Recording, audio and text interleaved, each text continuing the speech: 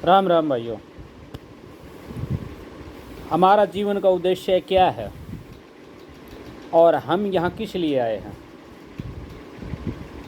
हमारा जीवन का उद्देश्य यही है कि पता नहीं हम कितनियाँ योनियाँ भोग करके हम कभी गधे बने होंगे, कभी घोड़े बने होंगे, कभी बैल बने होंगे, कभी सांप बने होंगे। पता नहीं कितनी योनियाँ हमने भोगी होंगी और उसके पश्चात भगवान ने हमें एक मौका दिया है हीरा जन्म का।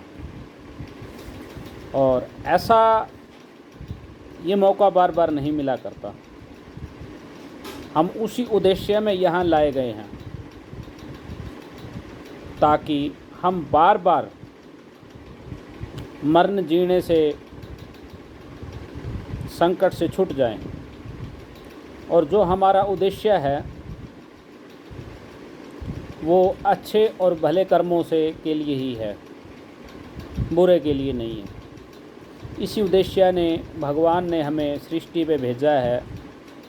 दुनिया की बुराई करनी नहीं है हमें, किसी को मारना नहीं है हमें, किसी की टांग नहीं खींचनी है हमें। ये जो छोटी छोटी बातें मैं आपको बता रहा हूँ ना, पाप का कारण सबसे बड़ा यही है। इनको छोटा ना देखें आप। झूठ को आप क्या समझते हो? आजकल तो झूठ बहुत आसान हो गया है।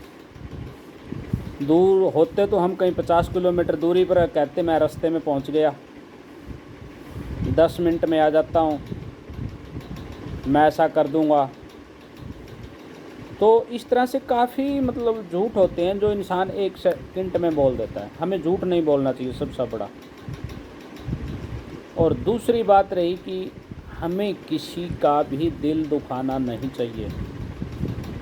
हमारी जो ये ज़ुबान है, इस ज़ुबान से सोच के समझ के ज़ुबान से तोल के बोलें कि हम सामने वाले को गलत लफ्ज़ तो नहीं बोल रहे हैं। सबसे मेन कारण हमारे जीवन में पाप का यही है, दुखों का कारण यही है और कोई दुख का कारण नहीं है। हमारा व्यवहार दुनिया के प्रति कैसा है, हम दुनिया के प्रति क्या सोचते हैं, हम परिवार के प्रति क्या सोचते हैं, हम जहाँ रहते हैं उन लोगों के प्रति हम क्या सोचते हैं, पड़ोसियों के प्रति हम क्या सोचते हैं, भगवान के प्रति हम क्या सोचते हैं, जानवरों के प्रति हम क्या सोचते हैं। मेन कारण दुख का यही है और कोई दुख का कारण नहीं है। दुख यहीं से शुरू होता है। जैसे वो कहते हैं ना, शरीर के अंदर बीमारियां बाहर से नहीं आती, अंदर से पैदा होती हैं। उसी तरह दुख कोई बाहर से थोड़ी ना लाया जाता है। दुख को हम खुद प्रकट करते हैं, तभी दुख प्रकट होता है और हमें उसको भोगना पड़ता है।